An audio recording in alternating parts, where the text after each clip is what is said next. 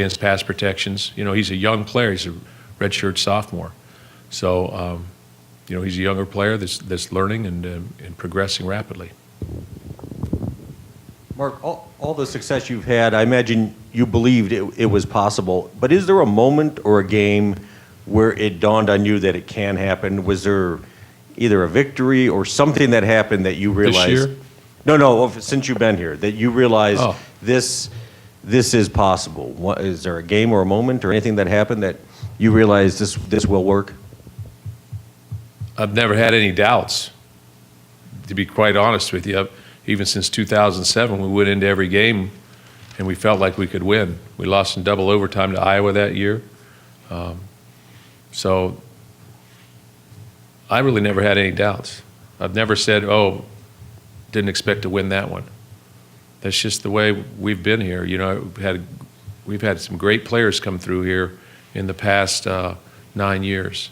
And everybody has done their part in bringing this program forward. So there's never been, I'm not pointing to 2010 saying that's the breakout year. Or, because we had some great wins in 2007 Penn State game, and on it goes, the 2008. So you can reflect back, we had big games in every season that made a statement for that particular season. So I've never really looked at it like that. I guess when we won the Rose Bowl, went to the Rose Bowl, that at this point in time, that's been the pinnacle. I think being ranked in the top 5 the last 2 years is something that we can point to. But every team has had that moment where you said, okay, good things are happening and we can move forward. Mark, curious, you often talk about how your teams progress and play better towards the end of the season. How is this year's version of your team different or similar to other teams that have kind of started to crescendo towards the end of the season? I think we have a good feel for each other. We're a confident football team. And I think we're playing our best football down the stretch. And that would compare with 2013, which was what happened that year. So, and I think it's always important to be playing your best football at the end, not at the beginning. You're sort of defining yourself and at the end of every season, so that's what we've tried to do. We slipped up, obviously, one game, but, credit the people we were playing too. But we've been pretty good in November around here. Coach, wanted to ask you about McGarrett Kings against Iowa, the scheme. He's a guy that seems to be able to get loose. Can you talk about McGarrett against Iowa and maybe just his career in total? Yeah, McGarrett Kings has had an outstanding career. He's a 4-year player for us. Played as a true freshman. He's always been in the mix. He has the ability to make big plays. I know he's had a huge play against Iowa in 2013. He's I really can't. I mean, he's been a playmaker for us every year. So he's had a great career here. Mark Hollis is very cognizant of the Spartan athletic brand, and I'm watching SportsCenter last night, and there's Draymond Green on talking about Michigan State football and basketball and volleyball, and 5 minutes later there's Connor Cook on SportsCenter. How important is that brand to you? Because football's played a big role in that. I think for me personally, when Michigan State's out there, whether it's basketball, whether it's football, whether it's academics or anything, obviously it's a positive because that's what we represent. So no different than anybody else. So, but I try and for me, I just go to work and try and win a football game. That's what I'm trying to do.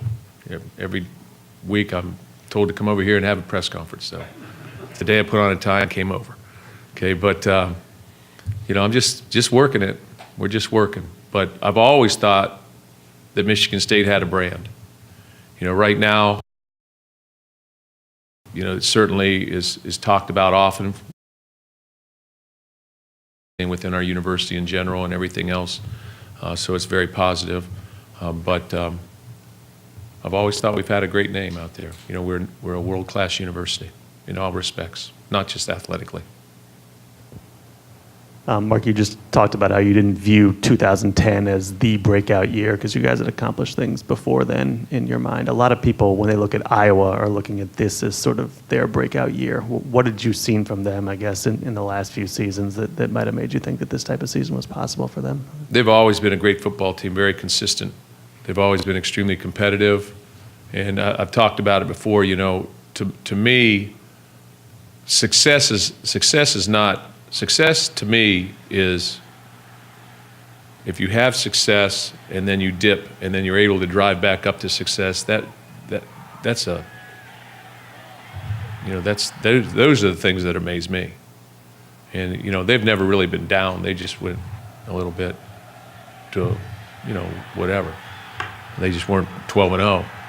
But, when I was at Ohio State in the early 2000s and through the 2000s, they were a dominant football team in this conference. In 2010, 11, I can't remember my own records, let alone everybody else's records. So I just can tell you that every time you line up versus Iowa, you're going to play a great football team. You're going to play people that are going to do it consistently. You're going to play with toughness. They're going to have things laid out. They're going to know what they're doing. They're going to be very well coached, and they're going to give their players a chance to win. They got a great fan backing. Every time we've gone out there, the place is packed. I'm sure that there'll be a lot of Iowa fans at the stadium. So that's how I've always viewed them. I really can't even tell you what their record was 3 years ago. Nor can I tell you many people's, just ours. But that's sort of how we work it. Great program, though. Mark, you say Michigan State has always had a brand. What was that brand in your mind when you came here in 2007, and how has it changed in the last 9 years? I just didn't, again, I hate to say it, but I live in a bubble. I mean, I really don't know really too much what's going on, except I invest myself in the program that we're in. When I was at Youngstown State, I couldn't have told you who was going to the Rose Bowl. I really couldn't, because I was immersed in the OVC, all right? But for me, I was at the University of Cincinnati. There was a coaching change, and I was like, oh, Michigan State's got a coaching opening, and I just sort of sat back there and kept working. And then, as it always does, as things happen, change went like that. I went from coaching a football game at UC on Saturday to becoming the head football coach on Monday here. And so there really wasn't a time to really reflect on Michigan State's brand at that time. I just knew what I knew based on my past history here, that this was a great institution. You could recruit here. They had a tradition past, championship past from the walking in the door with a Spartan on, that you could get your foot in the door. You could at least get some talk time, and then what you did with that was up to you. And from there, we just started building our program. Well, there were some audio issues there, or Mark D'Antonio was messing with us. Just give it beep, which is possible.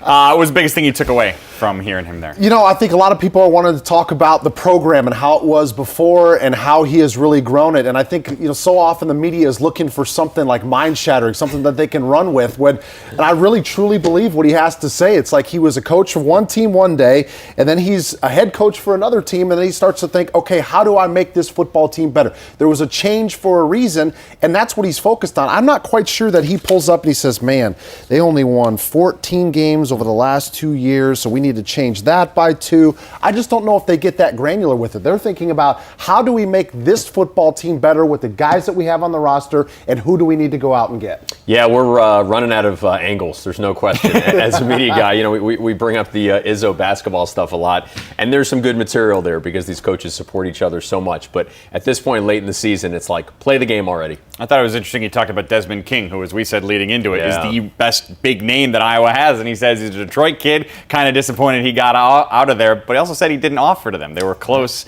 to offering, but they were full at that position. You will hear the other side of this. Kirk Ferentz live on BTN, 2 o'clock Eastern, 1 o'clock Central Time. We're going to take a very brief break. When we come back, a brand new edition of Big Ten Football and Beyond. We're going to start things off by examining the scenarios that will happen in this evening's release of the college football playoff rankings.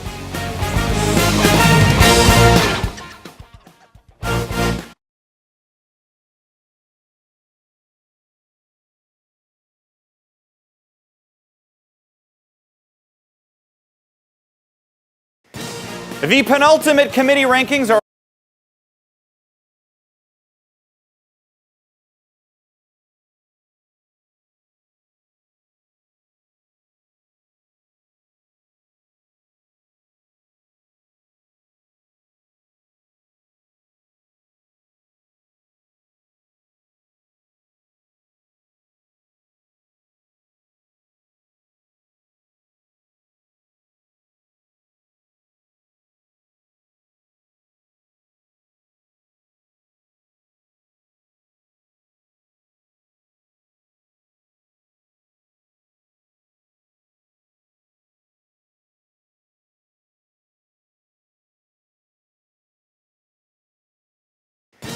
The penultimate committee rankings are almost here. Hi there, I'm Mike Hall. What will these second to last rankings reveal? Who is poised to rise up if there's an upset this weekend? And where will Big Ten teams settle in? Championship weekend is almost here as well. Which conference title game is most interesting? And why does the SEC game, more than any other, seem kind of boring? Plus, bowl projections. We find out Sunday where teams will be heading, but our expert gives you an early look at where and against whom your favorite team might be going. It's all coming up on Beyond.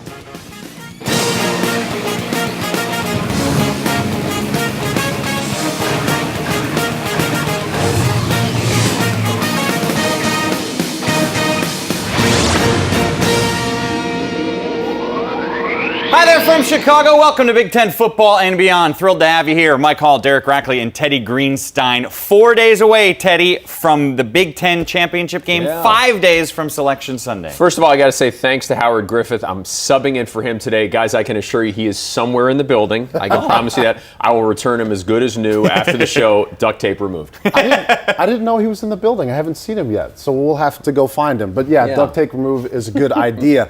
You know, I think we look at this championship weekend, it's almost like, yeah, we think that Alabama's got a good shot of beating Florida. Who knows what's going to happen in the Big Ten championship game? But I'm wondering if college football has one more surprise up their sleeve like we've seen a few times this year. Seems like it always does, which brings me to my point before we get started. I'm always fascinated. I said this last year. Every ranking that they have means nothing, but they have until Tuesday night to do it. The only one that matters, they have until Sunday afternoon to release. That seems a little backwards to me, especially if there is chaos like you're talking about. We're going to have a brand new release of the poll, but here's what the AP poll says, as we've still got a handful of hours until that comes out. Clemson, Bama, 1 and 2. Oklahoma is 3, and then your Big Ten teams fall in line. Iowa, Michigan State, Ohio State. But the real intrigue comes right there. Ohio State at 6, Stanford 7, North Carolina 8. Those teams could matter if, like you're saying, there's an upset. What if Clemson were to lose? What if Alabama was to lose in games they're heavily favored? Give me the thing you're most intrigued about with tonight's reveal of the rankings. Yeah, Mike, I mean, Big Ten-wise, it's only about Ohio State and Stanford, because we know last year the Buckeyes eye-tested their way into the top 4. Problem this year is that Ohio State hasn't even won the Big Ten East, and Stanford still has a chance to win its conference. So even though Ohio State looked the part of a top 4 team at the Big House last week, I think the Buckeyes probably need both Clemson and Alabama to lose Saturday, and I think that's about as likely to happen as Nick Saban leaving Alabama for the Rutgers job. Also, there was a chance that he would leave, but that kind of qualifier at the end for the Rutgers job. I see where you're going. The only surprise I think maybe that could happen is Oklahoma ends up moving up to number 2 because of their performance against Oklahoma State and the fact that Alabama won, but they went up against a 6-5 Auburn team at the time on the road. Granted, it was a rivalry game, but you know what? Oklahoma's game was a rivalry as well, and they looked very impressive. That would be the only kind of quasi-surprise, but again, we're talking about teams in the top 4, so really, is it that big of a surprise? Because the weird thing is, this seems clean. I mean, it seems like there would be no legitimate arguments. If Clemson wins out, if Bama wins out, Oklahoma's your Big 12 champ, and you get the Big Ten champion. I mean, it seems very clean. Yeah, all those people who were already clamoring for an 8-team playoff, they're going to be silenced this year. Yeah. Seriously, if it works out this way, if it works out where all the favorites win. It's still possible. Now, that being said, if you get to that point where all these are in, then you go to the next level, which is, well, where are you positioned? Remember, 1 will play 4 and 2 will play 3 in this one. So if you're one of the Big Ten teams, do you care where you're positioned? Because there's some thought that maybe, Derek, you don't want to play Alabama, so you'd rather stay in a 4 spot than move up to a 3 potentially. Yeah, I mean, I look at this as, and this is kind of a personal thing as far as where I would like to see the matchups. And I think the fact that you have traditional against spread would be enticing. So whoever ends up winning between Michigan State and Iowa, that they end up playing Clemson. And similarly, Alabama against Oklahoma, because then you have 2 contrasting styles. You have teams that like to run the football, use play action, and play tough, hard-nosed defense against teams that like to spread you out, get you out in space. And then we will actually get a chance to see which team has a better chance not only winning that game, but winning a championship. Is it to score a whole lot of points and defense is optional, or does it go back to kind of the old school football and you grind it out, you run the football, and you play defense? I think Iowa's best hope is to be number 4. I believe Michigan State could rise to number 3 when you look at that resume, beating teams like Oregon and Michigan, and then you'd have a victory here over an undefeated Iowa. But honestly, just don't get greedy. I mean, 2, 3, 4, 1.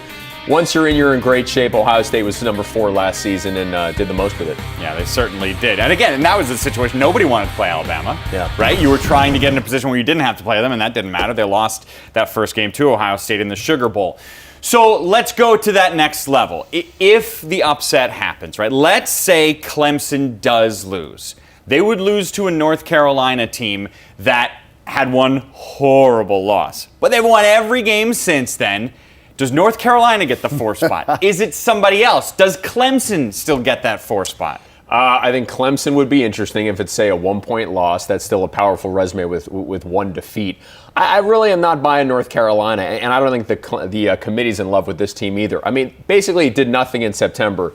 Sorry, Illinois. That was the only win. That was a home win. Other than that, lost to South Carolina, beat 2 FCS teams, so not much there. But when you look at Stanford and what it would be to beat USC in a Pac-12 title game, to be a conference champion, the fact that Stanford has already beaten Notre Dame, USC, UCLA, and Washington.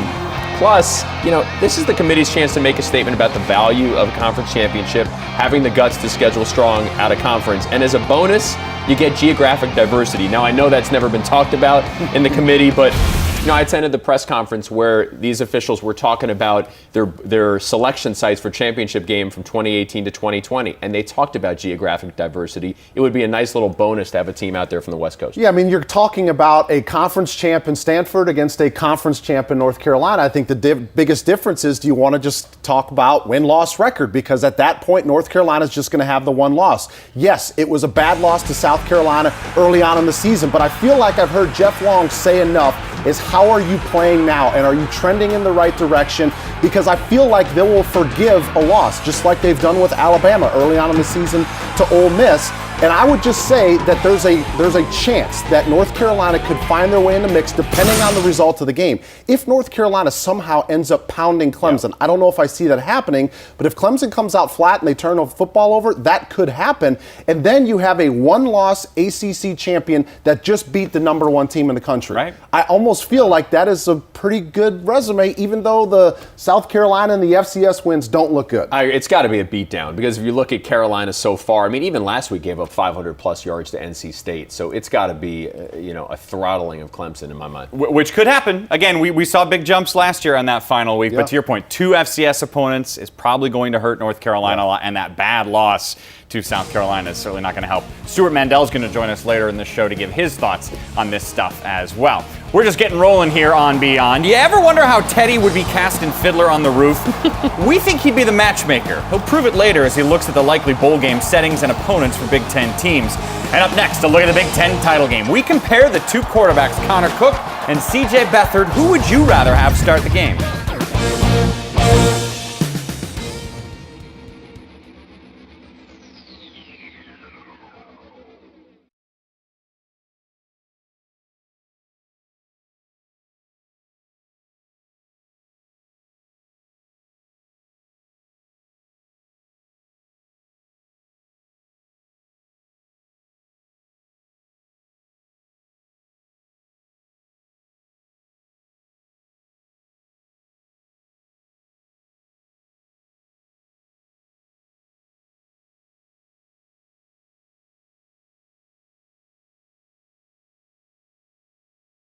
I think it's an advantage for us internally. I don't know versus them and all that.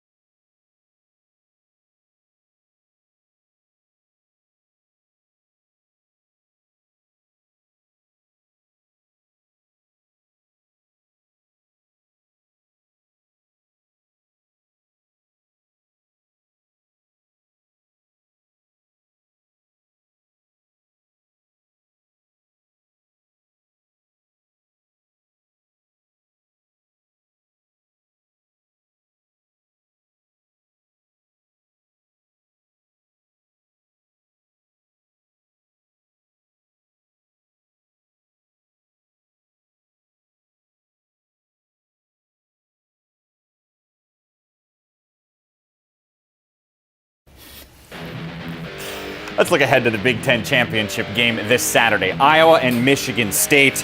Now, the Spartans have been to the Big Ten title game before. The first one ever, leaders and legends, MSU, Wisconsin. Despite two great defenses, this was a high-scoring game, a game of swings. But Sparty led by 8 entering the fourth until that catch by Jeff Duckworth, which led to Monte Ball's game-winning score. The green and white lost 42-39. 2 years later, it was MSU versus OSU, the best D in the league versus the best offense. Another game of swings, 3 games, really. Started with Michigan State going up 17-0 to start things off. Then OSU answered with 24 straight points. Then MSU ends the game scoring 17 unanswered. Connor Cook threw for 300-plus yards, and Michigan State headed to the Rose Bowl for the first time since 1987. So Mark D'Antonio knows his team has experience. I think it's an advantage for us internally. I don't know versus them and all that, but for us, having players who have gone there in 11, and some of them sat in the stands because you're only allowed so many players on the field. Some of them were on the sidelines, did not play, but they experienced the game. And then going there in 13, a lot of our guys played in that game and being successful there. And now this is the 3rd time in 5 years that we've been able to go and play for a championship. So I think that can't hurt us. You know, that can only help us, and our players can talk to the other people and give them that experience, what the stadium's like, what's this like, you know, what's the climate like, the atmosphere like. It's a sellout. Should be very exciting for them. Game day's there again, so this will be the 4th time we played on game day, I guess, or had game day there. So that'll be exciting as well. D'Antonio really sells the word exciting, doesn't he? More than anybody else. When he says exciting, you get excited. How much does that matter, that Michigan State's players have this experience of a Big Ten title game? I think it's huge because you're talking about some of the 5th-year seniors that are on this team that were around when Michigan State lost. So they were able to see that and feel that pain, if you will. And then a number of these players were on the team a couple of years ago that won. So they know not only how to win the game, but just how the entire week goes. So I think Michigan State's going to come into this game and they're going to say, business as usual. This is just another game in the quest of where we want to get this season, and that's ultimately to win a national championship. Whereas I think Kirk Ferentz and his staff have a really, really tough job, and it's not one that they're going to be selling much throughout the week.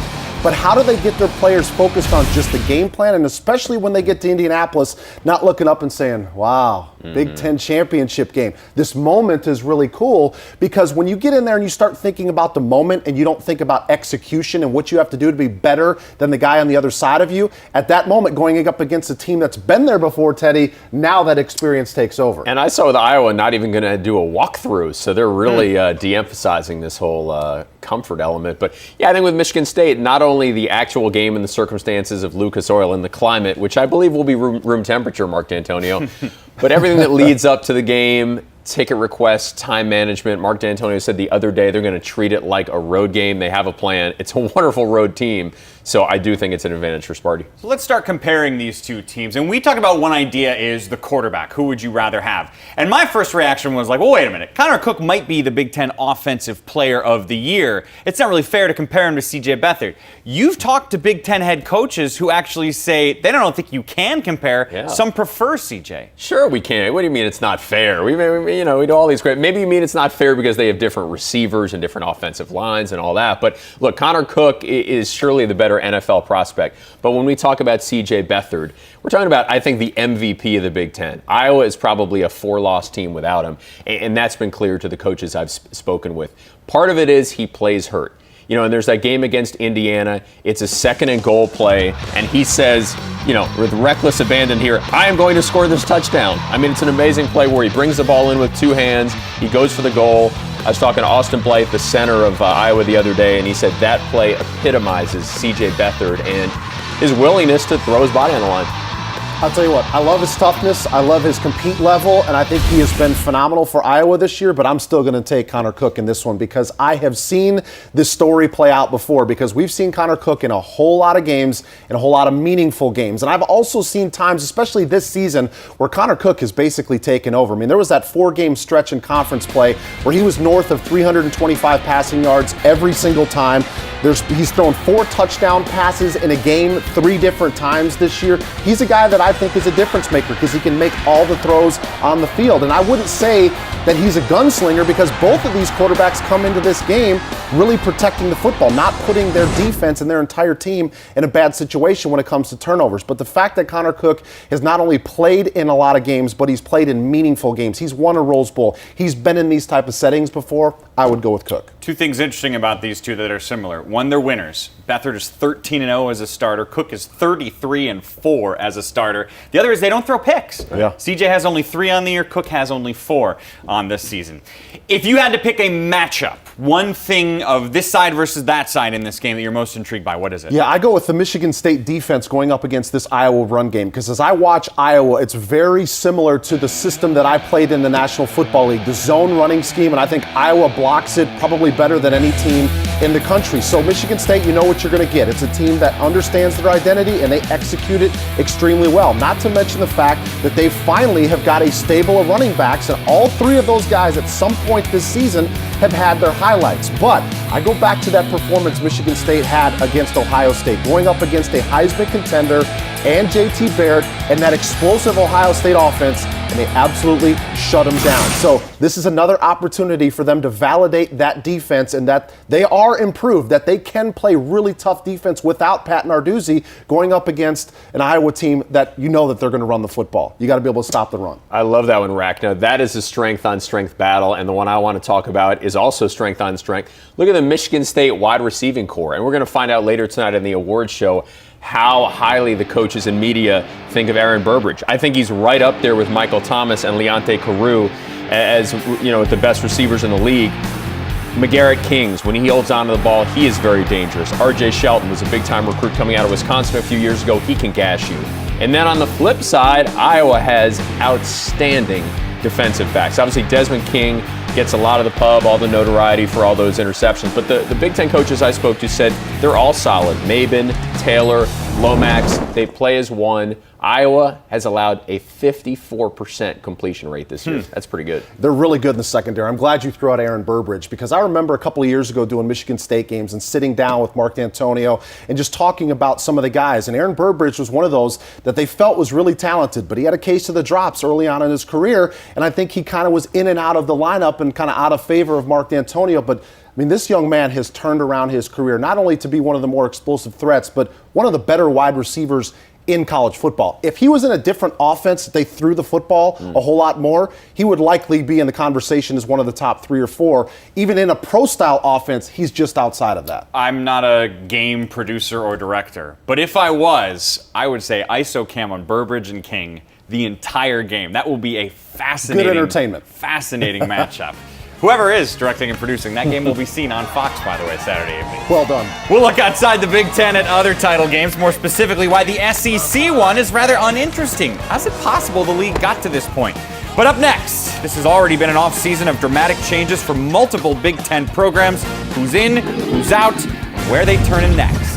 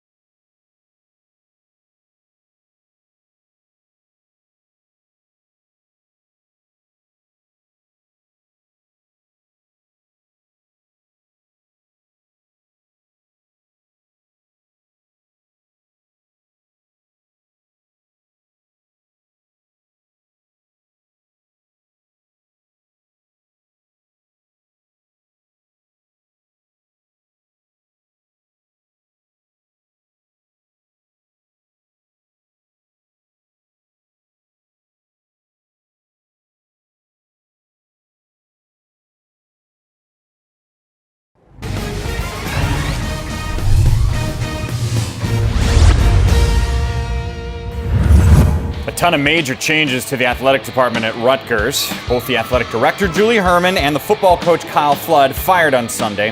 Herman battled PR nightmares nearly her entire tenure, while Flood lost too many players to arrests earlier in the season and too many games during the year. Now both are gone. Which brings us to a look at the big changes the league has had just this weekend. Rutgers gets rid of Flood. Penn State gets rid of their offensive coordinator. Minnesota does the same thing as well, while the Boilermakers get rid of both the offensive and the defensive coordinator. So let's talk about some of these big changes here and how do we fill these holes. Let's start with the Rutgers program. What type of person do they need to bring in? Well, I think they need somebody that understands the importance of defense. Now, that doesn't necessarily mean it has to be a defensive-minded head coach, but he's got to get the defensive coordinator right if he is not a defensive-minded head coach. Because since Rutgers has joined the Big Ten, they've been towards the bottom of the league in the 4 major defensive categories. That's total, rush, pass, and scoring defense. And when you're competing in that division, you're going to have to play defense because there are teams that are going to score points. So once again, it doesn't necessarily have to be a defensive-minded coach, but you're going to have to find a guy that can get the recruits and he can play a style of defense where he's going to slow some people down. Then on top of that, I think you've got to either find an exciting offense, maybe it's a spread that puts a lot of points up on the board, or you have to have a coach that speaks the language of the recruits. And nowadays, whether you like it or not, it's how can you get them to the National Football League. So maybe it's a guy that has some NFL ties. Yep. Because if you can go into a living room and start talking about this is how I can get you to the next level, now you start to ring with some of these recruits. Rutgers is off to a good start because the school already has an athletic director in Pat Hobbs. Illinois is 3 weeks without an athletic director, so not as good a situation, obviously. Now, just talking more in terms of fan relations and public relations and all that, what Rutgers needs is somebody who is really strong in terms of academics and integrity, because you can't have 2 coaches, who've been down that road before in terms of questions. So there has to be somebody who rallies the program. Has to be somebody who's not afraid to take on Michigan, Michigan State, Ohio State, and Penn State every year. Mm-hmm. That's a must. And somebody who's not afraid to pay a $12 toll to get into Manhattan. It's very important. You might be able to expense that, however. Sure. Let's turn to another East Coast team, the Penn State Nittany Lions. The stats are in, Teddy. The last 2 years, Christian Hackenberg was sacked 655 times. Oh, yeah. That's a little more than I thought. That guy still put up records, but there's a great chance he's not back next year. What do they need to find in an offensive coordinator? Yeah, Mike, there is some speculation that maybe with John Donovan out and maybe somebody new comes in, that Christian Hackenberg is going to return for a fourth season. But I really have my doubts. I think he has been so beat up by what he views as, a subpar offensive line that he's going to look to move on. Who should come in? Somebody who can build around Saquon Barkley, who is obviously outstanding, and take advantage of what Penn State has, which is a great defense and a really good home field advantage. Yeah, I think this goes back to James Franklin making sure that he stays to his identity, which his identity has been, for the most part, pro style and mixing in some spread elements as well. But when you have a quarterback like Christian Hackenberg on your roster, there's no reason that you should be 13th in total offense in the Big Ten the last couple of years. And actually, I got 83 sacks. Is that a little bit closer? I might have been off by a few hundred. Than the number. I think it was close. But yeah, you have to stay to your identity. The thing is, if you bring in somebody that wants to completely change what you're doing, because I think they've already need to go out and hit the recruiting trail hard, because of all those sacks given up, that means that you don't have good enough offensive linemen that aren't developing throughout their careers, because that to me is where it starts, between the offensive line and the running backs in protection as well. But you've got to find somebody that can mesh with the talent that you already have on your roster, because you mentioned Barkley is a very good starting piece. I have an idea. Why don't you get an offense that's kind of like Iowa, Michigan State, and Wisconsin's offenses, right? That's the formula that's working extremely well in the Big Ten, and that can be what it is for Penn State. So many coaching staffs have turnovers, but one thing that almost never happened with Jerry Kill's staff was turnover. Those guys stuck with him for so long. He's gone, Tracy Claeys is in, and now there already is turnover. He wants a new offensive coordinator. You're a former Gopher. What should they get? Yeah, and this is another situation where I look at this staff, and even though Tracy Claeys has shaken things up a little bit, they had continuity for a number of years, not only with their staff, but what they did as a team. And offensively, it was, we need a mobile quarterback, but we're going to run the football. I even go back to the Northern Illinois days when they had Chad Spann and Chandler Harnish. Those teams ran the football, and they played really good defense. The biggest difference between last year and this year was last year Minnesota could run the football. How about 70 yards per game more than what they did this year? If you're not going to be that team that has an explosive quarterback that can throw it downfield and the wide receivers that can stretch the field to go down and get it, then you better be able to run the football for well over 200 yards per game. So that was not evident this year, so I think they need to step up their recruiting. But I don't see Tracy Claeys deviating too far from what they've done in the past, because once again, now you're talking about changing the personnel. And that takes 2 or 3 years to be able to get the right guys. And I don't quite know if he's got the amount of time to do that. I like a Chandler Harnish mention on this show. He's a buddy of mine. I'm going to tell him to fire up the DVR. He probably wasn't expecting the former NIU quarterback to get some love on this show. But speaking of love, Tracy Claeys said he loved 75 to 80% of this offense. But what he surely was not enamored with was a rushing attack that was 11th in the Big Ten in rushing yards. So got to improve on that. But yeah, don't do anything radical. This is another program in that Wisconsin, Michigan State, Iowa mold. Not going to throw it around the yard, win with solid defense and just enough offense. And yet it might be time for something radical in West Lafayette. Darrell Hazel will be back for a fourth year, but neither of his coordinators will be back. Where do you start? Mike, I think this is just a Hail Mary move. When you're firing both coordinators during your tenure, you're basically, it's something of an indictment that you have not hired very well. Obviously, Purdue's also been hurt by injuries and other factors, but it's going to be very tricky now to bring in new coordinators who probably feel like, well, there's not a ton of job security here. It's probably going to be a guy who is a position coach somewhere who really is willing to bet big on himself and say, I'm going to take a flyer here that I can turn this thing around. Probably the two most important coaching hires of Darrell Hazel's career, because you're right. If he doesn't get these right, then he's likely going to be looking for work elsewhere. But if he does get it right, then this could potentially build on something. And I think that he also, from a personnel standpoint, this program is desperate to find a quarterback of the future, because I start thinking about all the guys that they've had over the years. You really got to go back to, 2007, 2008 when they had Curtis Painter, the last time they've had a guy that they could count on. down for more than one season. Some of it's because of injuries, some of it's because of inconsistent play. But if you don't have a true identity on offense or defense, you better have a quarterback, somebody that can bail you out and help put points on the board. And that's where Purdue is. They've struggled to put points on the board and keep them off the scoreboard on defense. So maybe if they can find that quarterback of the future, they can start scoring and maybe just get one more point than the opponent. Yeah, that's what you need to win those games. Just one more. Yeah, 3 full seasons for Darrell Hazel and company, 6 wins total. Still to come, Stuart Mandel's going to join us from Fox Sports. I'll ask him if conference championships truly matter to the committee. Then will Oklahoma be number 1 this evening? But when we return to the non-Big Ten title games, which one is most intriguing to our guys and which is most uninteresting?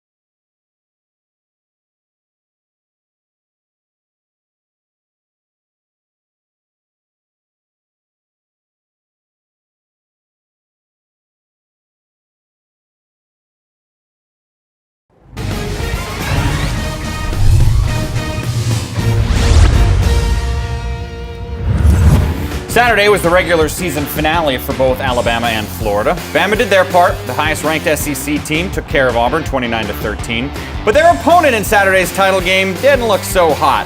Florida lost to Florida State Saturday 27-2.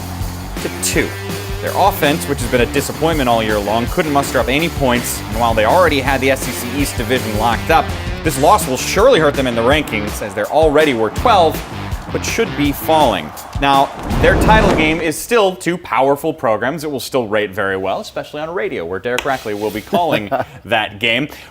What's happened to that league thus far this year as we enter a conference championship game that sort of feels meh? Yeah, it feels like you have one team that should probably walk all over the other team. But I think when you look at this conference, I think all you got to do is kind of pay attention to what happened over the last couple of weeks, maybe the second half of the season, because of all the scrutiny that Les Miles was under, and maybe that it was the media outcry that ended up saving his job, because I'm hard-pressed to believe that that victory that he had Saturday is what ended up saving his job. Mark Richt, one of the longest tenured coaches in college football, he's relieved of his duties at Georgia. Steve Spurrier walks away from South Carolina, and then you've got a Florida team that up until they hired Jim McElwain was struggling. I mean, they struggled to replace Urban Meyer, and those are some blue blood programs in the SEC that year in and year out, you're thinking that I'm not only going to compete for a conference championship, but be able to challenge Alabama, and all those teams have been down a little bit per their expectations. So I think that's part of the reason. You still got Alabama at the top, but you don't have the other teams right up there with them. Yeah, I mean, I've been saying all along the whole goal of this playoff is to make sure Florida is not involved. So I was watching with a little glee Saturday night when, the Gators got just a deuce, and that was the only scoring they had against Florida State in that game. But I think the big question here is where are all the good SEC quarterbacks? And that's really been missing this year. We know about Dak Prescott, but it's hard to get excited about really any other quarterbacks in the entire league. Right, and maybe we could have seen Will Grier possibly be that for Florida, but he didn't end up playing this season. So that brings us to another thing. I don't think anybody would be saying at any point that the SEC is not a good conference. There's clearly a truckload of talent there. Right. They do have some very good coaches. They do have some very good teams. But you look at their bowl season last year being disappointing. That didn't seem to affect the preseason rankings at all. Look at where teams are in the preseason rankings versus current. Auburn and Georgia went from top 10 to not ranked. Arkansas, Missouri, Tennessee, I mean, there are 3 ranked teams right now, Teddy. Yeah, absolutely. Now Ole Miss I'm pretty high on. Now that is a scintillating offense and exciting team. LSU, as we know, I guess was 1 loss away from getting Les Miles fired. That would have been the height of absurdity. Arkansas had that loss to Toledo that derailed Brett Bielema's guys. So things can change quickly. I mean, the depth is still there. I mean, you look at the West, the entire Western Division is bowl eligible. So they're all going to be playing in the postseason. And as we talked before, Mike, it kind of all depends on how things play out in the bowl season for SEC. Either the entire conference fares well, or as we had a discussion, if one team ends up winning a really big game, which Alabama is in position to do that, everybody's going to say the SEC is back, the most dominant conference in the country, and they might have an argument because they won it all. Right. Georgia needed overtime for Georgia Southern, right? You mentioned the Toledo against Arkansas. Florida barely beat Florida Atlantic. The Citadel beat South Carolina. Yeah. A lot of those get washed away if your number one team ends up winning the whole thing. But they got to first win their conference championship game, which happens on Saturday afternoon. Here are some games to look at. The MAC will be interesting. Bowling Green and NIU. Really fascinating American game. Houston against Temple, especially with reports that Tom Herman might be sticking around there now. Bama, Florida, as we mentioned. Out west, USC and Stanford. And, of course, the ACC, North Carolina and Clemson. So, the most intriguing game, and we'll leave off the Big Ten because that's the one on paper that's the highest rankings, 4 versus 5. So outside of that, the most intriguing conference title game. Yeah, I think it's the ACC. I look at this Clemson-North Carolina matchup, and I think there's a legitimate chance that North Carolina could come away with a victory, because if you start looking at how these two teams have been playing recently, and then how they stack up on paper as far as statistics, because North Carolina actually scores it a little bit better. They run the football a little bit better than Clemson. I think one of the bigger differences is that Clemson can throw the football with Deshaun Watson better than North Carolina's been doing. But maybe the most glaring weakness for North Carolina is that they have struggled to stop the run. And they're going to go up against the Clemson team that's got Wayne Gallman, it's got Deshaun Watson, of course, a Heisman contender, and Zach Brooks. They're 3 different guys that can end up beating you on the ground. So if Gene Chizik and company, which he might be one of the best hires and coaching jobs in college football this year, to where North Carolina was at last year to where they're at this year. If they cannot figure out how to slow down the run game, that could end up being the loss for them. But if they can get a couple of stops in the run game, they can score enough points to beat Clemson now. Yeah, Rack, I'm with you. I mean, Temple-Houston is a nice appetizer, but the ACC game is the one that we're all going to be watching because there's the best chance for an upset here. What I'm worrying about North Carolina are the Tar Heels, this year's Ohio State, a team that really picked up at the end of the year, can overcome an early loss and somehow get into that playoff. Clemson, most of us haven't really thought about that much since they beat Florida State and Notre Dame, but struggled a little bit to beat South Carolina last week. And then you've got the Deshaun Watson Heisman angle hanging over that game. So the ACC one is certainly the one that, if I weren't going to be covering the Big Ten game, I'd be watching. The ACC will stay at an 8-game conference schedule next year. So will the SEC. The Big Ten will be moving up to 9, which is where the Big 12 already has been and where the Pac-12 already has been as well. That Pac-12 title game, what sticks out to you from that one? Well, I mean, USC has risen so high recently, and beating Utah was obviously enormous in terms of getting in that game. Stanford, super solid. You wonder if that team is going to be a little beat up after going the absolute distance there against Notre Dame. So, should be an exciting one. I mean, the spread is under a touchdown, so obviously it's supposed to be a close game, and if Stanford can win it might be a factor in the playoff. Yeah, I mean, you look at a guy like Christian McCaffrey. I mean, he's kind of taken the nation by storm coming into the season. I don't think anybody would have talked about him as being a Heisman contender, but what he's been able to do for that offense. And then you look at the quarterback matchup, and Kevin Hogan is likely not going to be the same conversation as Cody Kessler, especially when you talk about statistics and NFL potential. But Kevin Hogan is a bulldog. I mean, he finds a way to stay in games. He finds a way to win games. He's one of those guys that the game is never over until there are zeros on the clock. And I think last weekend was a prime example, them going up against Notre Dame, that final drive that he puts together, a beautiful throw to Devin Kajust right at the end of the game was just what they needed to be able to come away with a victory. I'm a big fan of Stanford. I think David Shaw is an outstanding coach. All the turnover that they've had as far as on the staff and players going to the National Football League, and they still find a way to remain atop the Pac-12. That win could give the Cardinal 5 wins against teams that are 3 games above 500 or better, which, as if you mentioned, new stat. if there's chaos with Clemson or Alabama, that could be huge for Stanford. We're going to talk about that with Stuart Mandel coming up. The college football writer explains which teams OSU needs to root for this weekend, and is it even realistically possible they could get in the playoff? Plus the Heisman race. Is it over? That statement has already been made this year, proven wrong.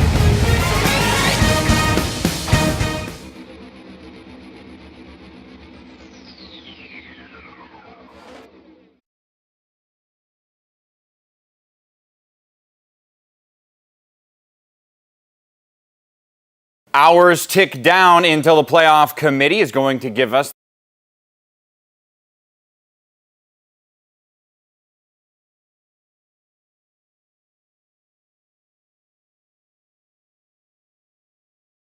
this committee. I ask because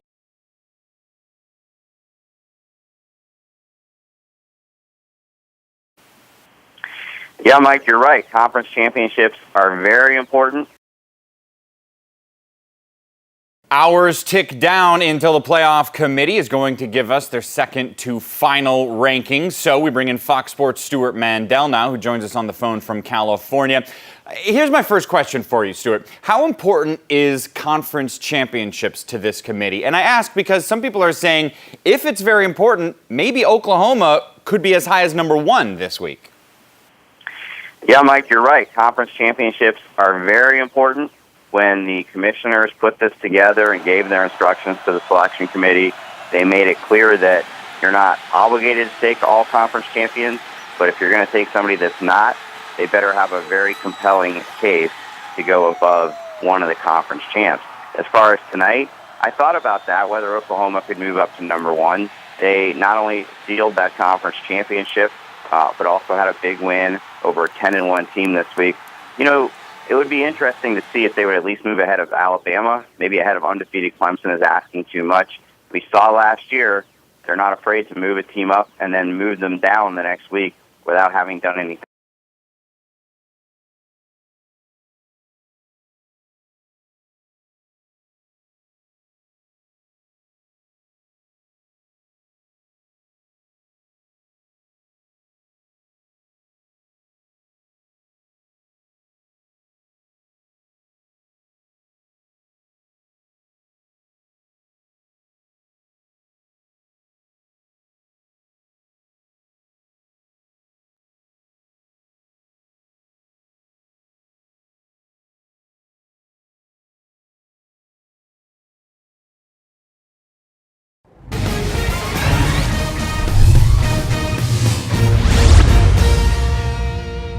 Hours tick down until the playoff committee is going to give us their second to final rankings. So we bring in Fox Sports' Stuart Mandel now, who joins us on the phone from California.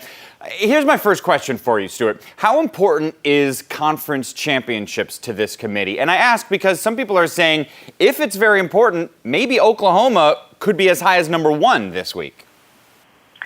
Yeah, Mike, you're right. Conference championships are very important. When the commissioners put this together and gave their instructions to the selection committee, they made it clear that you're not obligated to take all conference champions, but if you're going to take somebody that's not, they better have a very compelling case to go above one of the conference champs. As far as tonight, I thought about that, whether Oklahoma could move up to number 1. They not only sealed that conference championship, but also had a big win over a 10-1 team this week. You know, it would be interesting to see if they would at least move ahead of Alabama, maybe ahead of undefeated Clemson is asking too much. We saw last year they're not afraid to move a team up and then move them down the next week without having done anything wrong. So everybody is expecting this could be a very clean slate. But what if an upset happens? Let me pitch a scenario. North Carolina beats Clemson. Which team then would have the best shot at being the number 4 team? It's going to be a very complicated decision for them because it's not as easy as North Carolina beat Clemson. Now they're in the playoff. The committee has shown that they don't like their schedule. They haven't played the top 25 teams. They played 2 FCS teams. They lost to a 3-9 team. So right now, last week, they were all the way down at 14th. But then you say, well, who are the other possible contenders? I don't believe Ohio State has a great case. As great as they looked against Michigan, that was really their first big win, only big win of the season. So I think the team you got to look at is Stanford. If they win the Pac-12 this week, yes, they'll have 2 losses, but they'll have done it against a considerably tougher schedule, one that's ranked in the top 10 or top 15 in various strength of schedule metrics, compared to Ohio State's, which is in the 50s, and UNC's not that great either. So would that be the same scenario if the other big upset happens? If somehow Florida beats Alabama, that Stanford would still be the 4th team, you think? Well, one of the things that's hard about projecting these things is, as we're talking about it on paper right now, we haven't actually seen it happen. If UNC goes and clobbers Clemson, a lot like Ohio State against Wisconsin last year, it may be that the committee just feels they're too good to leave out. And same thing, it's hard to look at Florida right now, which has just looked so awful on offense the last month or so.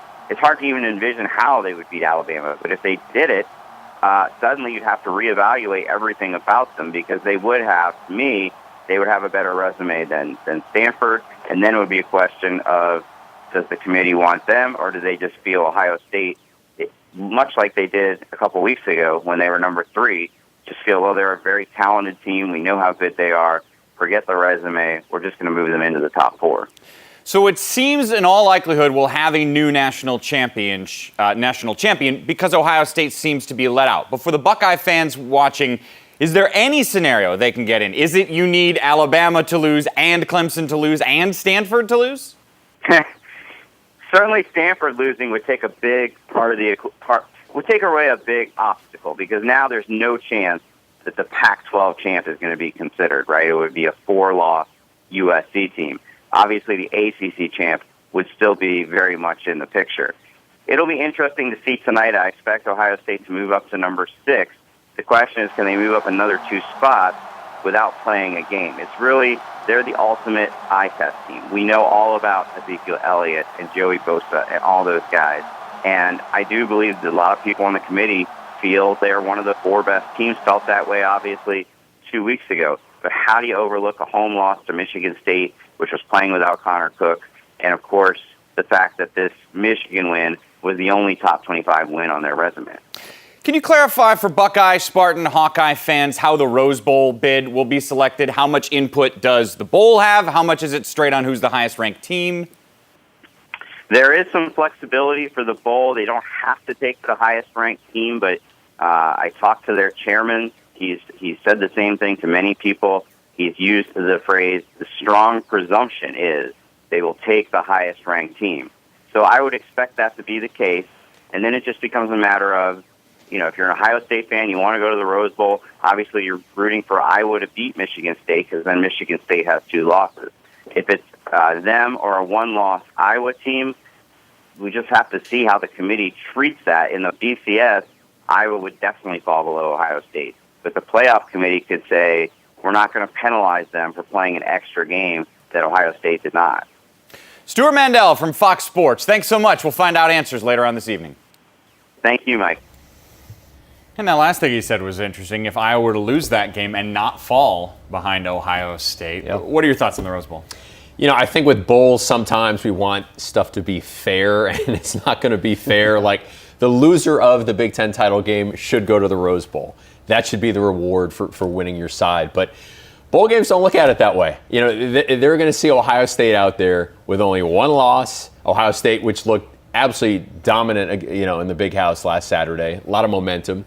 Compared to the loser of the Big Ten title game, which is not going to have the momentum. Plus, Urban Meyer has never coached in the Rose Bowl. I don't even know if he's ever been in the building, Mike. So to me, it makes perfect sense that Ohio State goes to the Rose, even if it's not totally deserved. Yeah, and Ohio State fans probably weren't all that happy to hear what Stewart had to say about their team, because after that win last week, they probably thought that there was a legitimate chance that they could get themselves back in the playoffs. And it still could happen. They'd have to have a lot of things go in their favor. But the fact that I think we look at Ohio State kind of differently than all the metrics that we've been comparing other teams, because of the fact that we look at them, we say, eye test. That's a team that we saw last year compete with anybody in the country, and with all the talent, they should be able to compete with anybody in the country. But when you start matching up their schedule against some of the other teams that are either there or even way lower than they are, you'd say, well, you know what? Strength of schedule and opponent win-loss record as far as who they've played is comparable for some teams that are below them.